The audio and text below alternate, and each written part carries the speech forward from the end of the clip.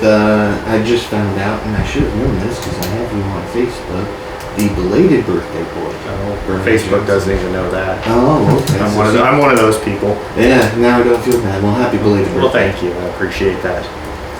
I am kind of confused, though. Yes. What season is it? Indiana. Okay. So that's what I was thinking. You know, Vivaldi wrote 4 seasons. Yes. Can we add a 5th and have like one titled Indiana? I think we need one. Spring, summer, winter, fall. As I was walking over, I think I walked through some rain, I walked through some snow, I walked through some of that mix, all the above, and I hear it's going to be nice this weekend again. Yeah. So we had some tornadoes over in Illinois last night. Yeah, we're glad we didn't get those. Right. Some strong stuff down south in Indiana and a little bit north of us as well. And now we got snow. Yeah. 70 yesterday, 28 today is what they're calling. Okay. Well, we're just going to call the season Indiana. I like it. And we'll encourage Vivaldi, even though he's gone, to write a 5th season. Yep. Okay. Well, hey, we've got a lot of things going on at the Community Foundation. Yes, you do. Right now. We wanted to talk about a few of those, and then we'll talk about some of the specific funds that we get to have some fun with. With funds. Yeah. This time of year. One thing I wanted to mention was, you may or may not have heard that we're in the middle of a matching campaign to raise some money to be matched by Lilly Endowment for our community funds. We kicked this off at the end of last year, have already had great support. So Lilly Endowment started in the 1990s, going back to the history of the foundation, a program called GIFT. Okay. The acronym stands for Give Indiana Funds for Tomorrow. So the idea is to build endowment funds, endowments where donors give, those funds are invested, and then those earnings are what's spent. Okay. So you think about those gifts that were given. The foundation was started in 1993.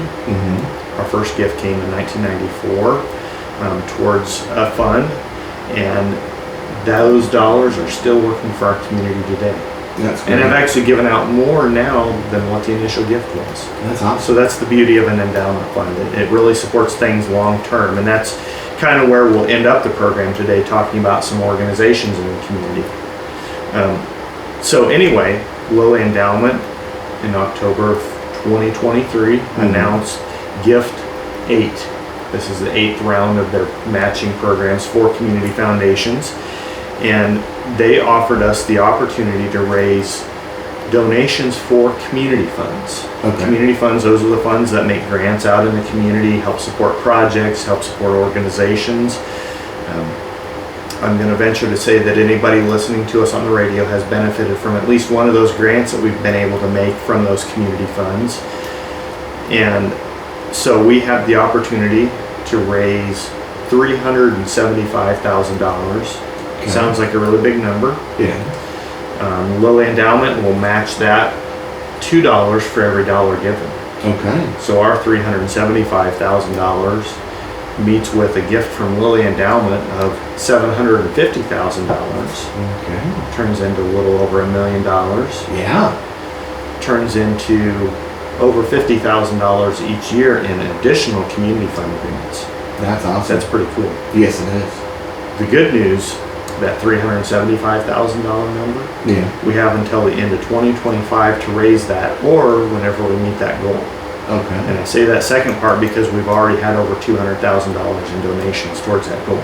All right. So we're over halfway there. Yeah. So thank you to everybody who has participated in that. It's really neat when we sit down and we talk about those community funds and say, you know, this year we have $270,000 in community fund grants that we can guarantee will be used in Fulton County. Yeah. It's pretty cool. It is very cool. Last year it was $265,000. Next year, we should say stay tuned for details. I think that's the official broadcasting term. Yes. See what it is next year. But we appreciate everybody who's participated in this. It's been really great so far. We're looking forward to that goal of the $375,000 and then receiving the funds from Lilly Endowment. And really, it helps us make a bigger impact in the community. Yeah. So very exciting with that. And one thing I will say, we've been conducting some listening sessions over the last few days, and still have a few more, kind of hearing from different segments of the community. Again, I can say stay tuned for more details on that. We'll have some reports later on this year that we'll be sharing with the community based on those conversations. So we appreciate everybody that has been participating in those conversations. So all very exciting things. Very, very exciting. So I said we have grants that we want to give out. That leads to grant applications. How do you get that money? Yes. So we have a number of different ways. We have a handful of different types of community fund grants, anywhere from something that's new to us is what we've termed a micro grant. Okay. So those small, maybe $500,000 grants. There's an application for that. We also have community support grants, a few hundred to a few thousand. I don't always give specific numbers, say like over this will be an impact grant or under this will be a community support grant. Right. Because sometimes it depends on the grant. Sometimes we get a small grant that really it has a lot of moving pieces or different parts.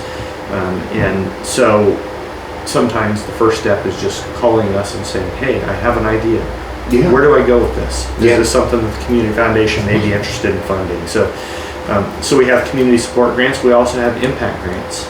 Okay. Impact grants, those are generally larger, fairly custom grants as far as what they do. And with all three of these, you can actually go to our website. We have an online process now. We think we have most of the bugs worked out until we find another bug, and then but we work through that. And part of what we try and do as an organization is make it simple for people that have an idea to apply for a grant. Yeah. I get the question all the time, well, I had this grant from so-and-so and it was complicated and what do I do with it? And I always tell people, if you can explain your grant request and explain your organization to me, you won't have any problem filling out our grant application. Right. And if you have questions, we are here in the community. You can stop by, you can call, you can email, and we will help you through that process. So with each of these grants, you can go to nicf.org, and there's a Fulton County page, and there's a grants page, and there's a link right on there where you can actually start that process. Okay. You can do the whole process online. Awesome. We've had good feedback about that, about people appreciating the ability to do that from home in their time as they need to. And so it's great to be able to do that. And all of these have different levels, but the process will guide you through that. It'll ask you some questions like what area are you serving, the scope of the project, things like that, and that will kind of guide you into that application. And as always, if you have questions, never hesitate to reach out to us, because really what we want to do is help good people do good things with the funds that we have. So those three grants, the micro grants, the community support grants, and the impact grants, the neat thing about that, there's no deadline. Okay. So the next question I always get from people is, when do I apply? Because everybody's used to having a deadline for something. Mm-hmm. And so we usually tell people that give us a couple of months on an application. If it's an impact grant, it's probably going to be a little bit longer than that, because that's the start of that process is really just a letter of intent. Okay. Somebody says, this is my project, it's a one-page description, this is what it's going to cost to do this project, are you interested in this? And from there, that goes to a conversation with the organization, and a lot of times some specific questions, because large projects are often have little nuances. Things like permits that sometimes people don't think about. Well, I need a permit to do this, or I need a permit to do that. Yeah. Or I have something specific that we're doing with our organization that may be a different question. So those projects, of course, those are larger projects. We've granted some that have been $50,000, $75,000 plus grants in those. So those are projects where you really have to kind of know what's going on with that. Yeah. And it's a conversation. It's not a oh, you didn't fill this out right, so we're not going to give you a grant. It's a hey, we have this question, we'd like to talk more about this. So so those have no deadlines for them. So a couple months usually is a good time frame to get that in before you need to know an answer for that. Okay. We do have a couple of grant applications that are currently available on the same site, nicf.org, specifically for projects in Liberty Township and the Kewanee Union Township area. Okay. So those applications are also available. They do have a deadline of early May, so that first week in May. So if somebody's listening and has an idea about those, please be thinking about filling out that application. Again, pretty simple. Tell us about the project. Tell us about your organization. Mm-hmm. There is a budget page, so we want you to feel comfortable that what you're asking for from us will help get the project done. Yeah. So yeah. Those applications are all available right now. So, all right. So if folks are listening and say, "Hey, I have an idea. Yeah. We'd like to talk to you about it." We want to help support those things. So, what I wanted to focus on today with our program was this is the time of year where we have the opportunity to go out and see a lot of agencies in the community. Okay. We have a couple of different types of funds. We have agency funds and we have designated funds. Okay. Both of these funds work the same way. The only difference is an agency fund is an endowment fund that an organization has set up that then in turn supports that organization on an annual basis. Oh, okay. So this time of year we get a chance to go out and deliver distribution checks to these organizations, say thank you, because we've got some pretty awesome nonprofits in our community. Yes, we do. And then a designated fund is a fund that an individual such as you or I would set up and designate the organization that receives that. Okay. So I can say, you know what, I really like this organization, so I'm going to support this organization with a designated fund. Okay. And sometimes people will have one organization, sometimes people will have multiple organizations. So I just kind of wanted to give some examples of both of these. So I'm going to start off with agency funds. Some very familiar names in our community. We have CASA of Fulton County, Court-appointed special advocates, an organization that works with children who need an advocate. Yeah.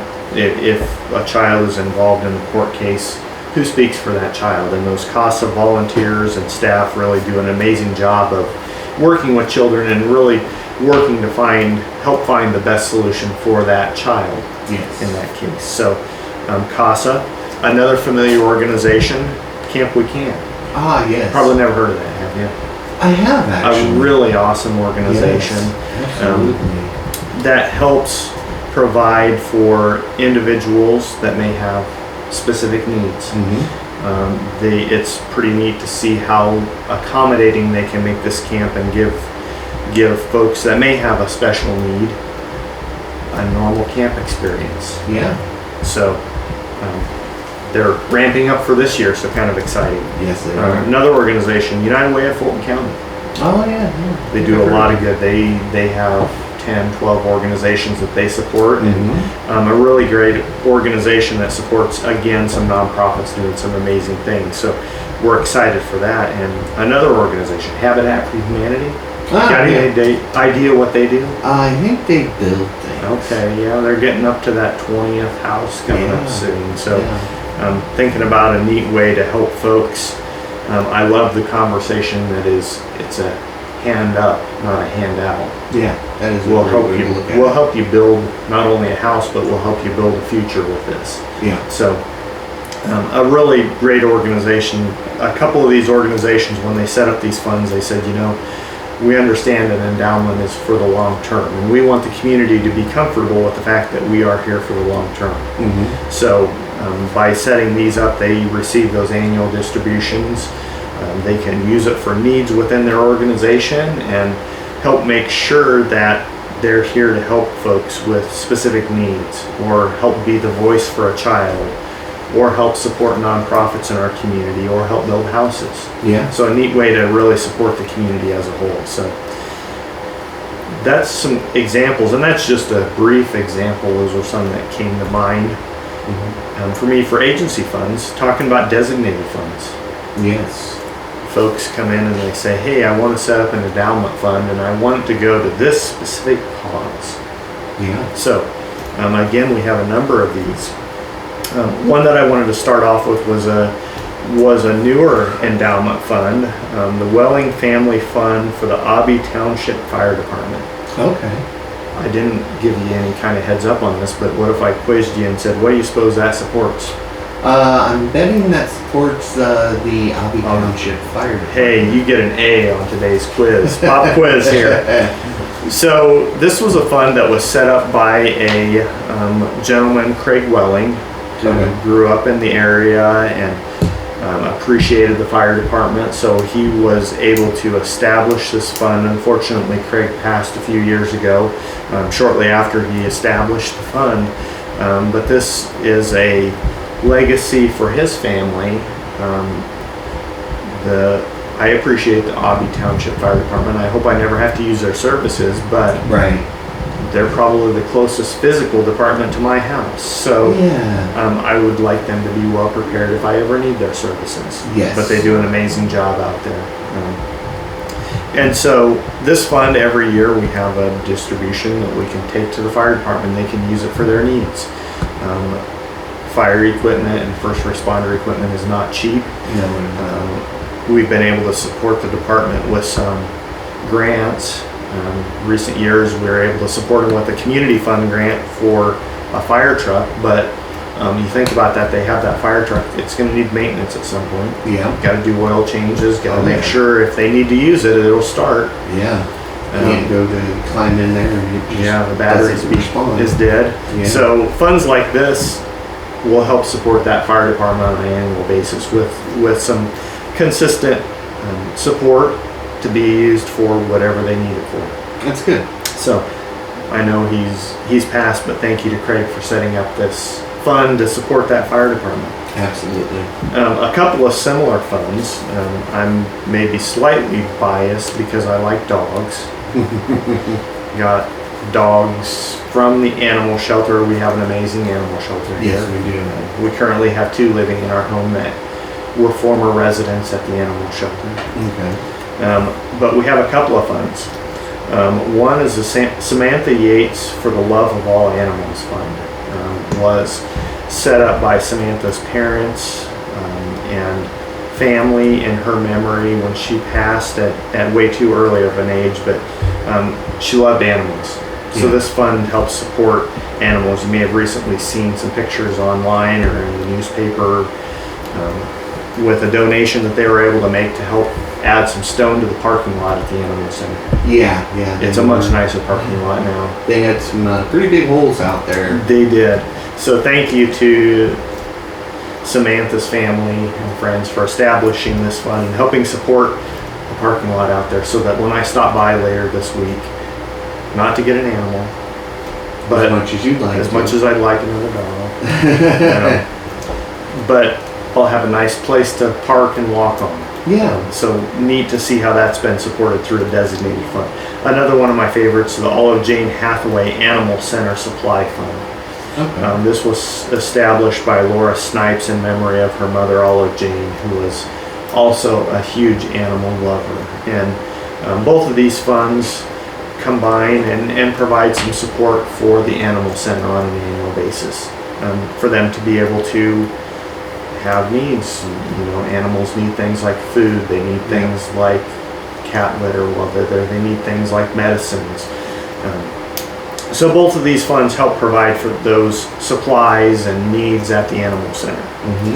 And another one that's a fairly new fund, the Holly Fund. A gentleman that was very familiar to our community, unfortunately again passed away a couple years ago, Randy Holloway. Had volunteered a lot of his time helping support some youth organizations. So through his estate, he wanted to continue to support those. So the Holly Fund is one that on an annual basis, we have the opportunity to provide some financial support to our youth soccer program, youth football program, the softball program, baseball program, both of those youth programs, programs that he helped coach and be a part of, and then also the Fraternal Order of Police do their Shop with the Cop program. Okay. So when I say designated fund, sometimes those designees are one organization, like an animal center Mhm. or a fire department, and sometimes it can be multiple organizations, like youth athletic organizations throughout the county. So Yeah. those designated funds are neat because you find somebody that says, you know what, I love this organization, I want to make sure that it's supported. And we get the fun part of this time of year going to those organizations and saying thank you for what you do for our community, and here's some money from this fund that will help you continue to do what you do. Because like I said, we have some awesome nonprofits, we have a lot of volunteers in our community, and it's neat to see how all these things come together to support needs in our community. And thank you to all the donors who have established these funds that make it possible to support these organizations financially. Yes. So I get the pleasure of seeing a lot of the behind the scenes things with these organizations and seeing what we have because of these organizations and because of these donors that support these organizations. So thank you to all. That's a very brief, if you want to see a full list of those designated funds or agency funds. I don't know that we have time to read them all on the program today, but it's a neat way to see how those organizations are supported. So, well, if folks are listening, they have any questions, they're interested in a grant, they're interested in maybe participating in the matching opportunity we have from Lilly Endowment, they're interested in supporting a organization or cause in the community, you can check us out online, nicf.org. That's where you can start that grant application process. You can give us a call, 574-224-3223, or stop by our office at 227 East 9th Street here in Rochester. We'd love to talk to you about any ideas or questions you have to help us continue to make Fulton County even a better place. All right. All right. Well, Brian, thank you so much for joining us. Appreciate you having me. And we'll talk to you again in about a month. We'll look forward to it. All right. Thank you.